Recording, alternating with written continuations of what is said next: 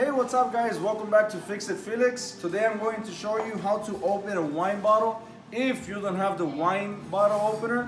So simple tools we're going to be using is just a normal screw and some pliers and Phillip screwdriver.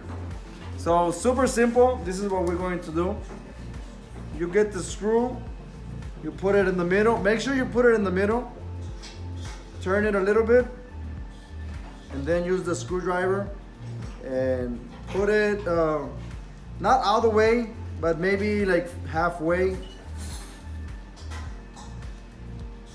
And the screw has to be long.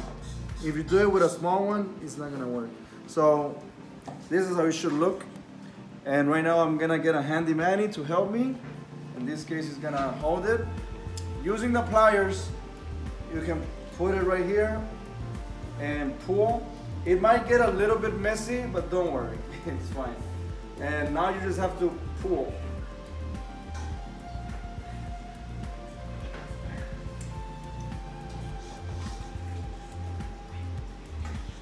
It's coming out.